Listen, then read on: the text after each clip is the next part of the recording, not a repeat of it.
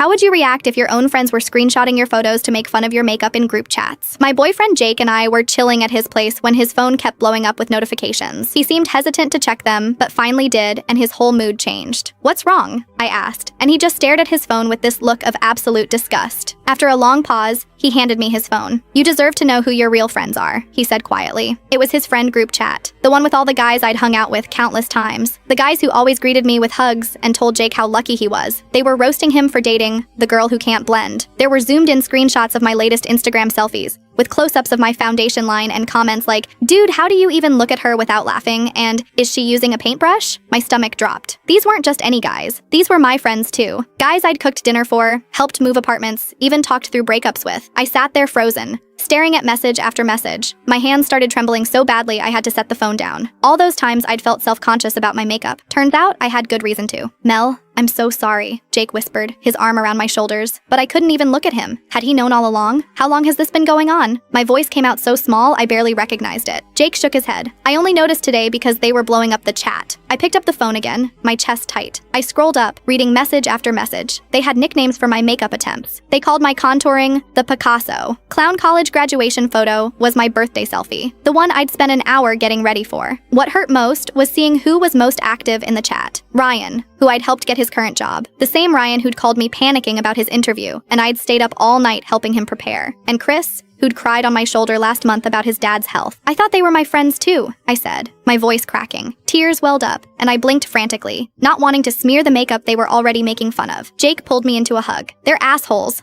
All of them. I'm done with them." I could feel his heartbeat, fast and angry. He was genuinely furious, and that's when I realized he hadn't known. This was as much a betrayal to him as it was to me. "Remember when we all went camping last summer?" I asked, pulling away. "When it rained, and I let Ryan use my only dry hoodie?" Each memory felt like a knife twist. Jake was furious, typing out a response, but I stopped him. "Let me handle this," I said, taking his phone. My hands were steadier now, not because the hurt was gone, but because something else had replaced it, a cold clarity. These people weren't worth my tears. I scrolled up to see months of my photos being torn apart. Every excited selfie I'd posted, every time I'd tried something new with my makeup and felt proud enough to share it, all of it had become ammunition. I simply wrote, "Hey guys, it's Melanie. Just wanted to let you know I'm still learning makeup." Instead of screenshots, maybe some actual tips would have been nice. Losing friends hurts more than bad foundation. I handed Jake his phone back, grabbed my stuff, and walked out. Jake called after me, but I needed air. I needed space. By the time I reached my car, my phone blew up with apologies within minutes. Text after text of, "I'm so sorry," and "We were just joking." But some friendships you just can't blend back together.